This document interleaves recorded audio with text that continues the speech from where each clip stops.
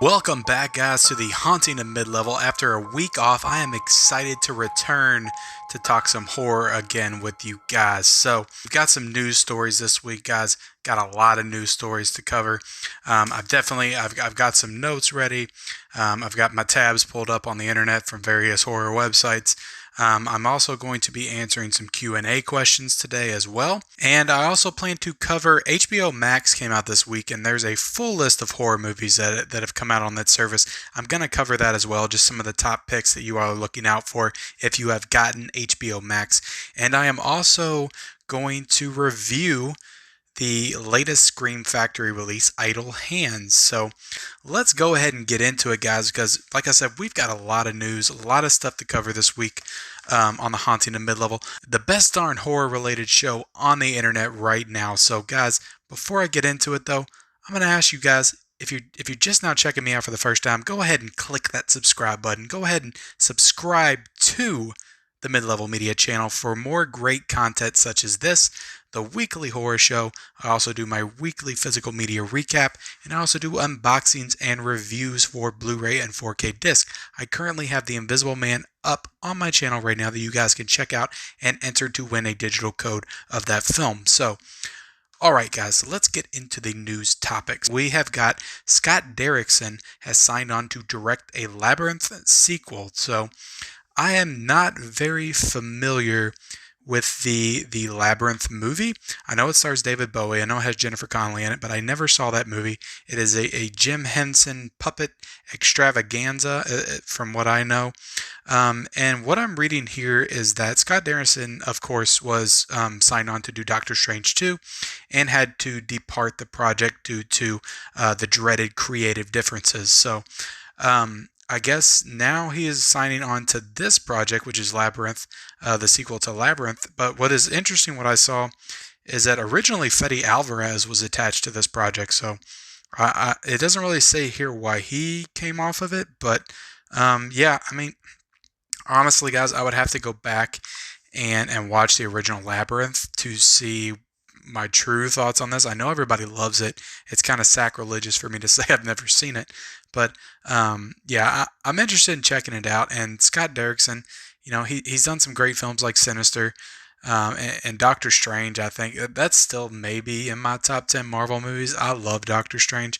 I was kind of bummed to hear that he wasn't directing the sequel. So definitely interested in checking it out because of Derrickson and kind of pending my thoughts on the film Labyrinth after I see it. So the next news story, guys, is a movie that I was greatly anticipating. If you've been a longtime subscriber of the channel, if you remember, earlier this year I actually did a films that I am most anticipating in 2020, which is kind of depressing when I go back and look at it now because I was filled with so much optimism for things that were supposed to come out, and now everything's basically shut down. But one of the films, actually the top film, my number one film that I was the most excited about going into 2020 was Edgar Wright's new film, The Last Night in Soho.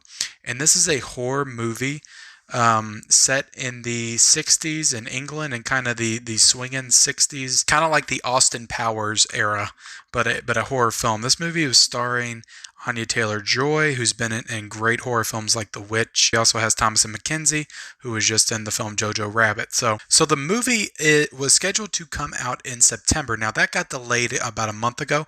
Now it has a new release date of April 23rd in 2021. So the movie has been pushed a full 7 months because, as what Edgar Wright says, we are not able to finish our post-production schedule, which makes sense because everything's shut down.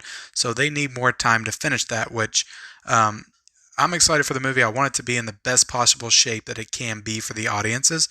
So they can take all the time they need. I'm still really excited for the movie. One thing that BloodyDisgusting.com is reporting right now when I'm looking. So it's set in London's Soho district during the swinging 60s, and there seems to be a time travel element involved. So that I have not heard yet. I heard it was set in the 60s. I heard it was kind of like a psychological horror movie, but I have not heard that there was a time travel element involved. That actually makes me more excited for the film. Actress Anya Taylor-Joy talks about in a recent interview is, I'm gonna go ahead and read this quote. Not to say much about the movie, but when I watch bits of it back in ADR or whatever, I'm disturbed, the actress teased. It's very claustrophobic. The colors are so intense. It's a really well-directed acid trip. I think people will really like it. You definitely will not be bored. So that definitely intrigues me, guys. I don't know if it intrigues you, but I'm super excited for this kind of horror thriller, psychedelic 60s movie directed by Edgar Wright. Like, the guy has obviously delved in the horror arena with Shaun of the Dead, a little bit with Hot Fuzz. But he makes great movies. Baby Driver is a great movie. Shaun of the Dead's a great movie. Like, he has not made, in my opinion, a bad film yet.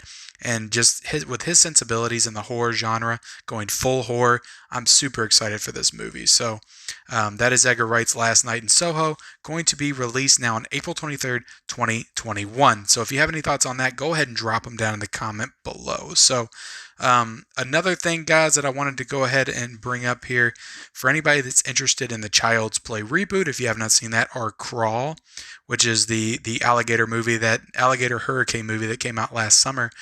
Both of those are dropping on Amazon Prime in June, so you will be able to watch those on Amazon Prime if you have that. So I just wanted to go ahead and release that little tidbit of information. So the next thing I'm going to discuss, guys, is something that I honestly should have brought up on the Physical Media Report, but I didn't think of it at the time. And since it's horror related, I'm going to bring it up here.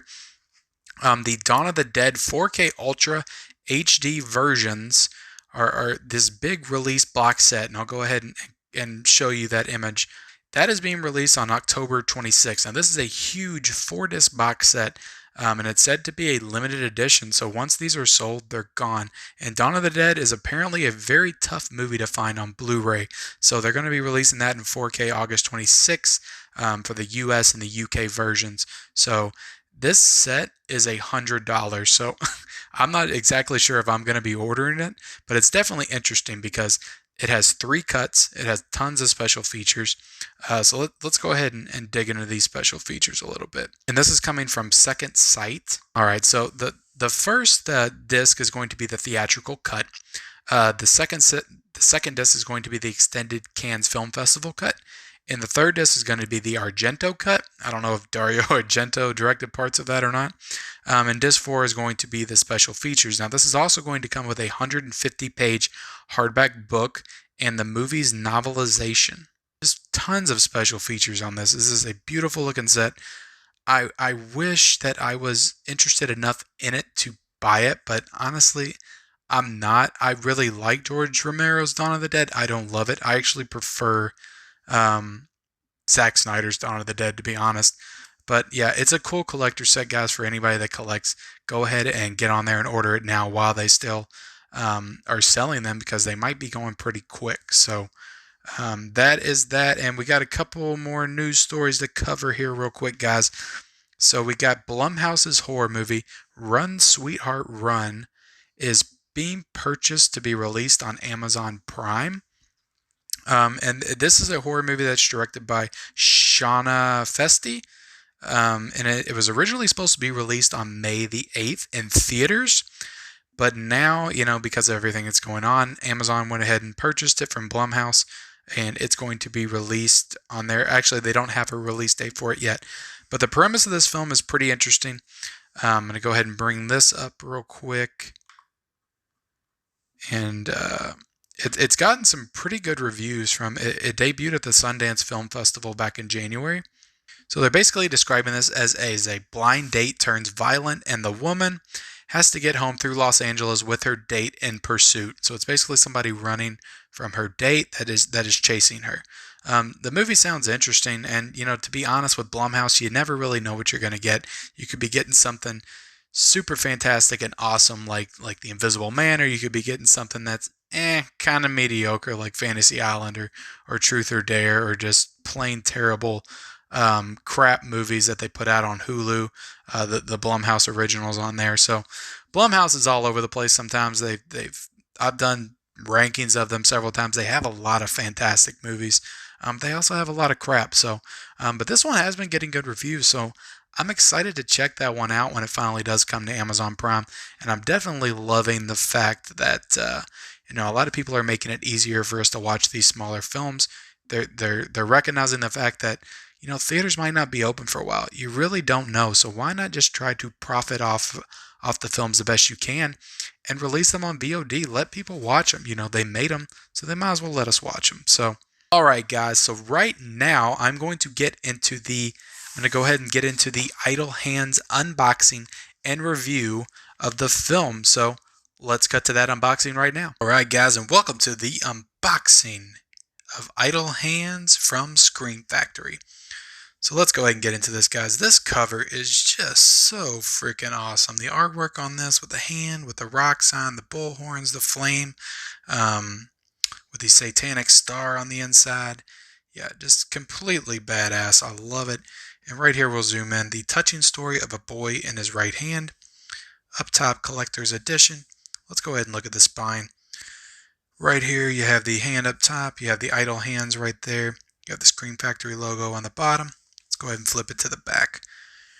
Right up top you got a pull quote. Hilarious. It's even funnier than it is scary. Jeff Cred's 60-second preview. So, and then you got some images right here of Jessica Alba. You got Seth Green. You got Devon Sawa in his hand. You got the synopsis right up here.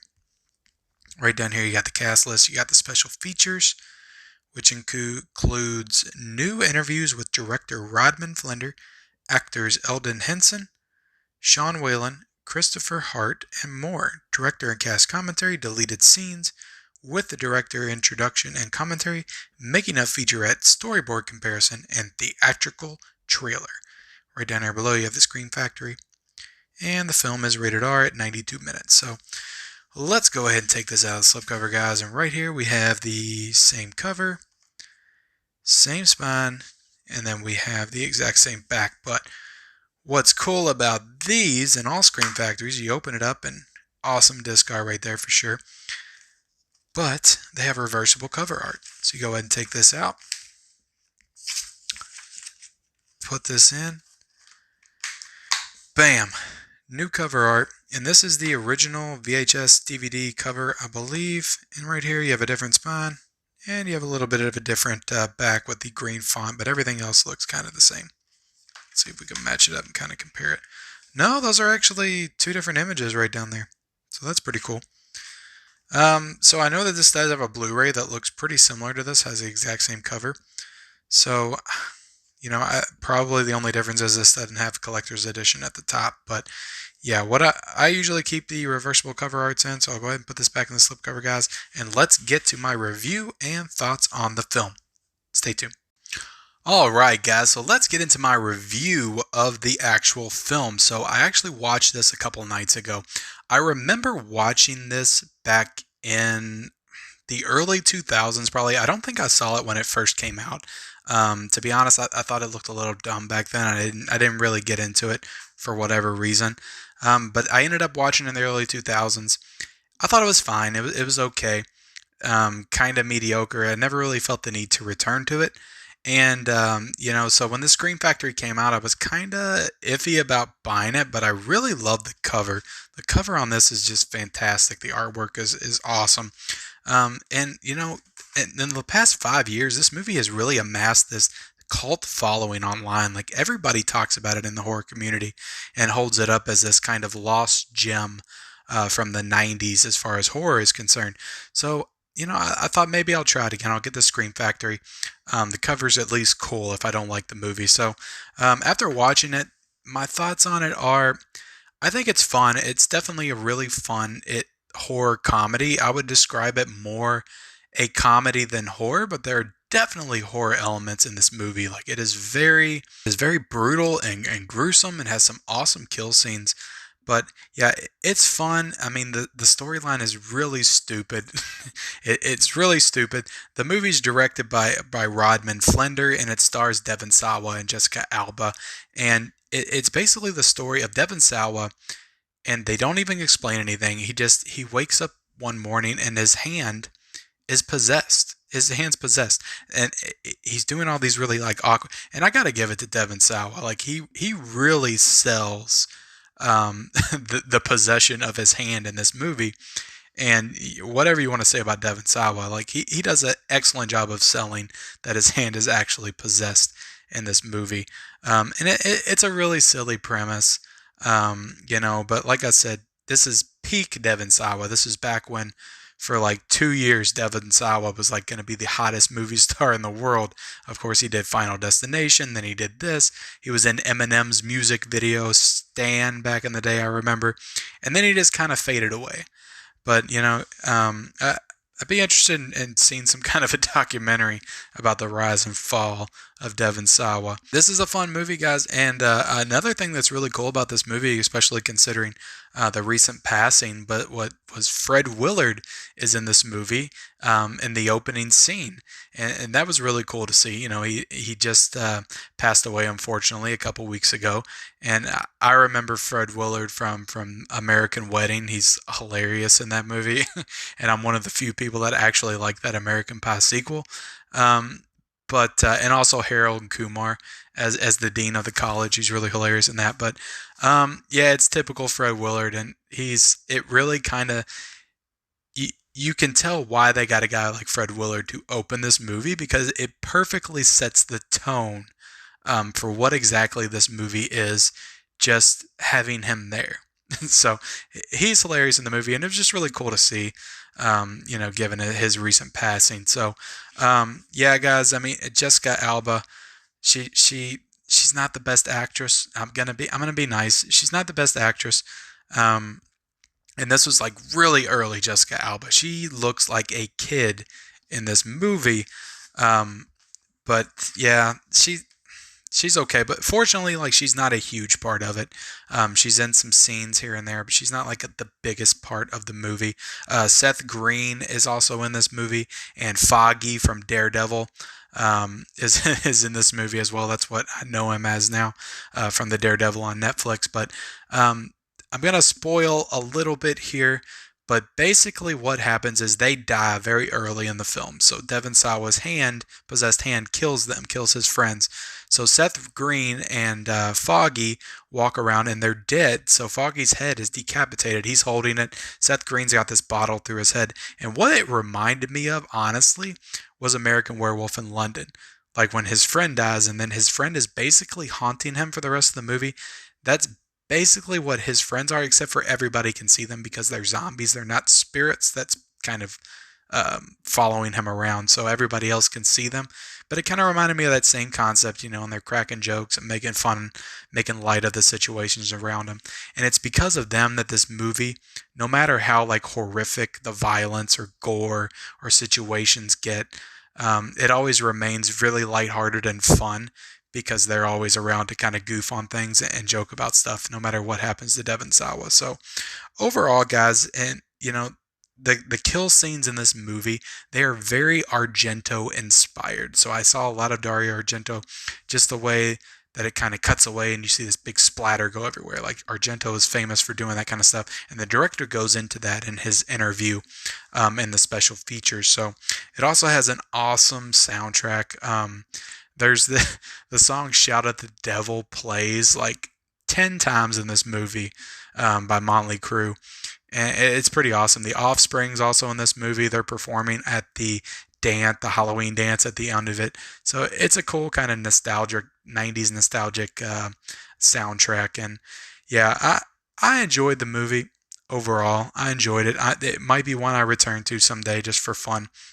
I'm definitely glad I got the Scream Factory, and I haven't seen the other Blu-ray because I know there is another Blu-ray copy, but this edition looks really great. It looks really fantastic, to be honest. So yeah, I mean, overall, guys, as an overall package, I probably give this about an 8 out of 10. It's got some cool special features with some interviews with the director, with the actors and the writers. It's a really cool presentation. It's a fun movie. It's a fun, stupid kind of throwaway horror movie. But yeah, I definitely recommend checking it out. So, all right, guys. So we're going to move on to our next topic. And as you all know, HBO Max launched this week, which is HBO's new streaming service. Now, I have not signed up for it. I plan to check it out and probably sign up for it maybe next week, just so I can maybe get a review out for it and let you guys know if it's worth getting. I did come across a list online that is kind of runs down all the big horror movies that's on it, and I thought I would kind of share that with you all, just as horror fans. Maybe that would entice you to get the service, or maybe not, but even if you already had it, then you would know kind of what to look for on there. So HBO Max, they released a list of like 120 horror movies that's on there. So the service has the Critters films, all four of the Critters films. You have Child's Play 1 and 2, Alien, Annabelle Comes Home. You have Kronos, which is one of Guillermo del Toro's first films. It Chapter 2 is on there. The entire Nightmare on Elm Street franchise is on there, including Freddy's Dead and Wes Craven's New Nightmare. You also have Freddy vs. Jason.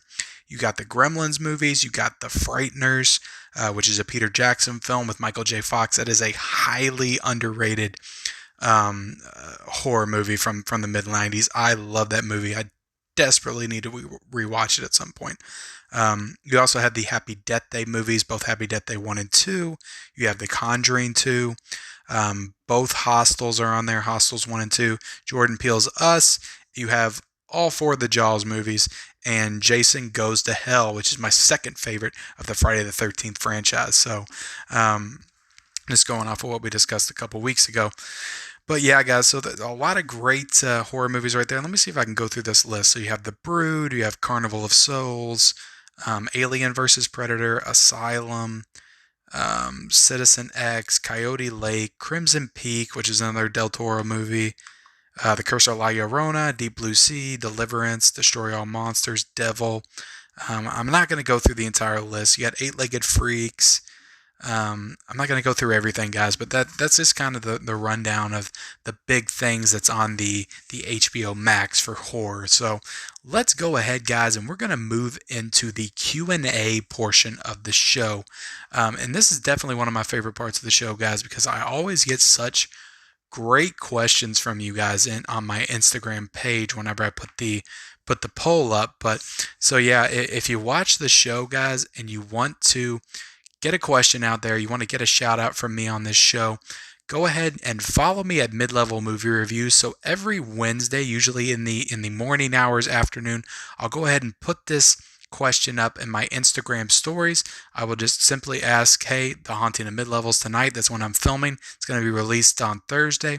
Go ahead and drop me a horror question so I can answer on the show. So if you do that, I will bring it on the show. I will shout you out. Or if you don't want to be shouted out, you can drop me a question anyway and then request to not be shouted out. You can just get your question on here. But that's completely up to you guys. So we're going to get into these questions. And the first one I got, guys, is from Enrique Aruda. And he asked, is there going to be more Ari Aster movies? So this is definitely a cool question because I am very mixed on Ari Aster as a director right now. I love Hereditary. I think it's one of the best horror movies of the past decade. And Midsummer, I just really do not like. That movie rubbed me the wrong way the second time I watched it, and I have a very bad taste in my mouth when it comes to Ari Aster. But do I think he's going to direct more movies? Yeah, in fact, I'm pretty sure he's working on some kind of a psychological family drama right now, maybe, I think is what I last read. But you know, he's a young filmmaker. He's just getting started, I think, and I believe you're going to be seeing a lot more from Ari Aster in the future.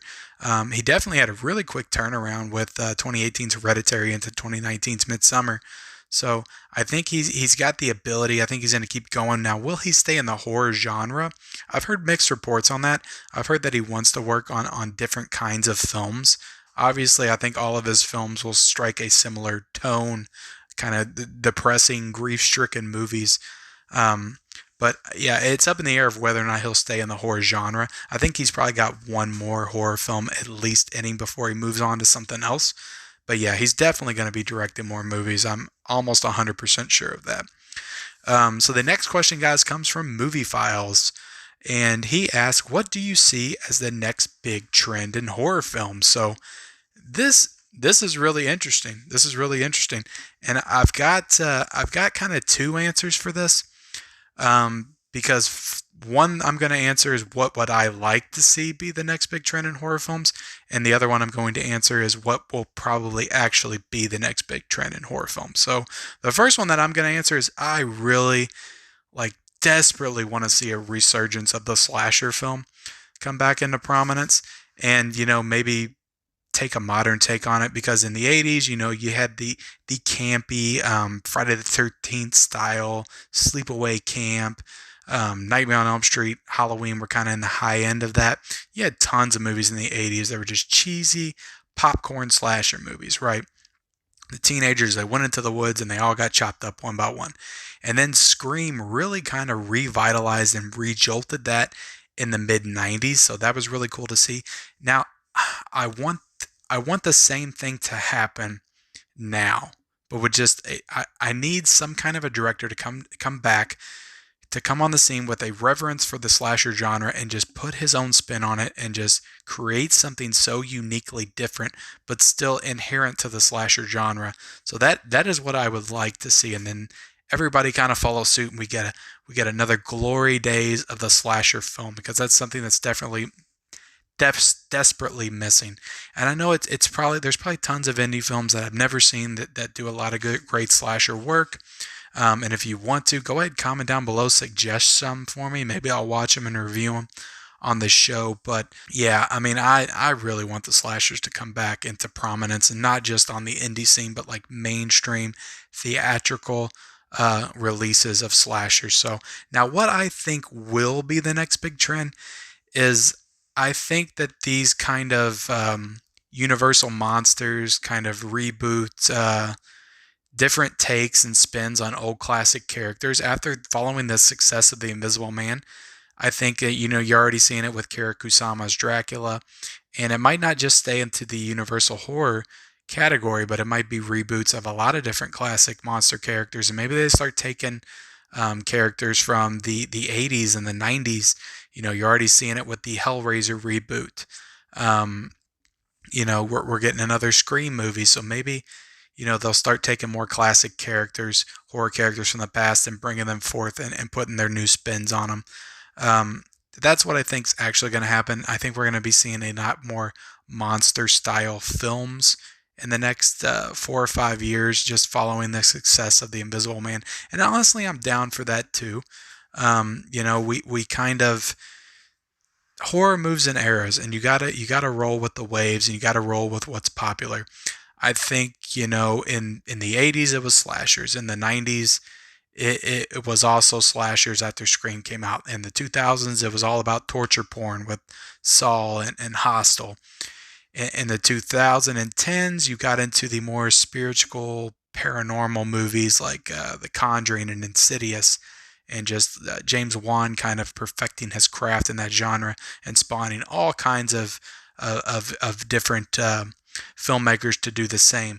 And then kind of in the late 2010s, we've seen this kind of, I don't want to say resurgence, but just kind of surge of art house horror, like your Hereditaries, like your The Witch, the Midsummers, just The Lodge, just all these kind of art house horror films. And they're not like super popular, but they're kind of inching their way into the consciousness of the horror community. So I see like monster movies, like unique modern takes on classic horror characters being like the next trend for the next few years. But I hope that answers your question. I know I went off on several tangents there, but I sometimes I have to work through my thoughts on things before I can get my answers out there. But the next question comes from M. Lagault, and he asks, have you seen Death Sentence, Red State, or What Lies Beneath? If you have, what are your thoughts? So I actually have Death Sentence right behind me. I put it up so I could show it off when this question came up. But and funny enough, this is the one on this list that I haven't seen. So I own it on DVD, but I haven't seen it yet. And I know it's a James Wan film. It's Kevin Bacon. It's definitely one I need to get to, and I plan to get to it, and maybe I can review it on this show at some point as well. But as far as What Lies Beneath, that is a super underrated Robert Zemeckis movie, and it's another reason why I will continue to promote Zemeckis as one of the most underrated directors of all time, because the dude has done tons of great stuff. And yeah, I love What Lies Beneath. It's honestly a movie I need to watch again, with Harrison Ford, Michelle Pfeiffer. They're great in it. Yeah, it's a really, really cool kind of thriller, atmospheric movie. And yeah, it's been a long time since I've seen it, but I really need to watch it again for sure. And Red State, directed by Kevin Smith, that's a really cool movie too. That's the first non-comedy Kevin Smith movie I think I saw or that he did. Am I right about that?